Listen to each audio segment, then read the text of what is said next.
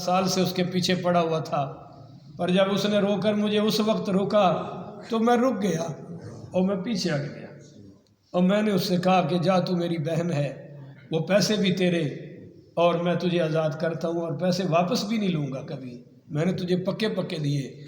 تو کہنے لگا یا اللہ اگر وہ میری نیکی قبول ہے تو آج میں مشکل میں ہوں، میری مدد کر دے۔ حدیث میں آتا ہے کہ پتھر تھوڑا سا اور خود بخود ہٹ گیا اس کی اس دعا سے۔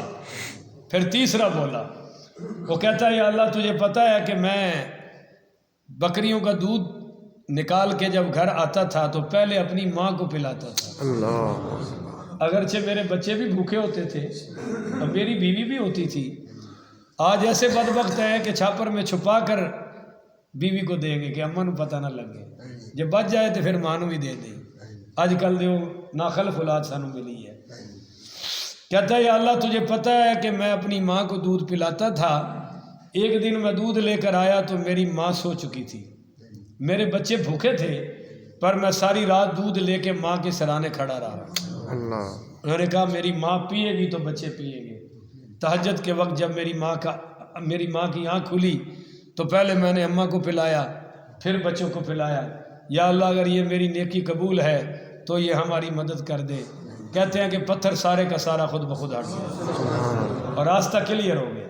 تو یہ بخاری کی روایت ہے، اور وہ کہتے ہیں کہ عمل کا وسیلہ جائز ہے۔ ہم پھر وہی کہتے ہیں کہ یہ عمل بھی تو عمل کرنے والوں کی وجہ سے آیا ہے نا۔ اگر عمل کا وسیلہ جائز ہے تو عامل کا وسیلہ کیوں نہیں جائز ہے؟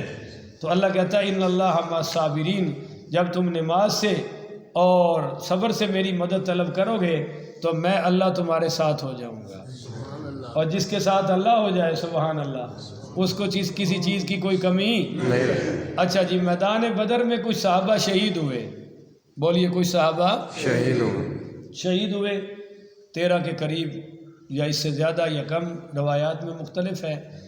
تو منافقین نے اور یہودیوں نے اور عیسائیوں نے بڑے تانے دیے، عیسائیوں نے بڑے تانے دیے، اور کہنے لگے اگر یہ ہمارے ساتھ ہوتے تو یوں نہ مرتے، ہمارے ساتھ ہوتے تو یوں نہ مرتے۔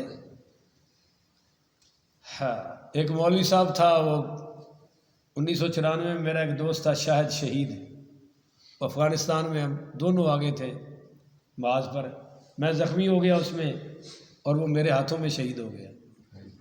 جب واپس میں بڑا تکڑا ہو کے آیا اس کی ماں کے گھر تعزیت کرنے، تو وہ رو رہی تھی اور میں چپ تھا، اس کی بہن بھی میرے پاس بیٹھ کے رو رہی تھی، کیونکہ ہم گھر میں بالکل بھائیوں کی طرح تھے، آنا جانا۔ تو میں اپنے آپ کو کہہ رہا تھا کہ تکڑا اور رونا نہیں۔ تو جب میں جانے لگا بڑی تسلی سے کہ شکر ہے میں نہیں رویا، تو اس کی ماں کہنے لگی بیٹا ٹھہرو میں تمہیں اس کی تصویر دکھاتی ہوں۔ تو وہ تصویر لے کے آ گئی اور تصویر سے کہنے لگی دیکھ شاہد آج تو نہیں آیا، تیرا دوست آیا، میں نے اسی طرح اس سے سلوک کیا ہے جس طرح تیرے ساتھ کیا کرتی تھی، میں نے اس کو اسی طرح روٹی کھلائی ہے۔ وہ مجھے سیفی کہتی تھی، سیفی کو میں نے روٹی کھلائی ہے، پانی پلایا ہے، شاید میں نے تیری کمی محسوس نہیں ہونے دی۔ تو جب یہ کہا تو پھر میں بھی اونچی رونے لگ پڑا، تو میرا اپنا صبر کا بندھن ٹوٹ گیا اور میرے جذبات باہر آ گئے۔ تو میرے بھائیوں، انہوں نے ایک مولوی تھا جو مجھے بڑا تانا دیتا تھا، دیکھو تو شاہد کو لے گیا، حالانکہ مجھے شاید لے گیا تھا، میں نہیں اس کو لے گیا تھا، میں اس کی محبت میں گیا تھا افغانستان، مجھے تو پتہ ہی نہیں تھا، اور وہ سکول پڑھتا تھا میں مدرسے پڑھتا تھا۔ اس نے کہا میں نے جانا ہے، میں نے کہا بھی میں نے بھی پھر جانا ہے۔ تو وہ سارے کہتے تھے کہ اگر وہ آج ہمارے ساتھ ہوتا تو یوں، ایک مولوی یہ بڑی بات کی، اگر وہ ہمارے ساتھ ہوتا تو یوں نہ ہوتا۔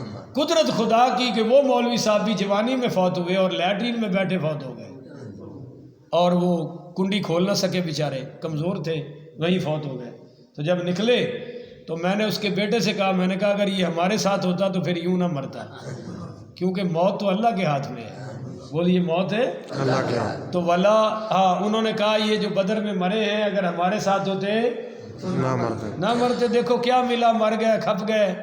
تو قرآن کی یہ آیت آئی، آیت نمبر 154، وَلَا تَقُولُوا لِمَن يُقْتَلُ فِي سَبِيلِ اللَّهِ أَمْوَاتٌ، اللہ کہتا ہے خبردار جو میرے راستے میں قتل ہو جائے انہیں مردہ نہ کہنا۔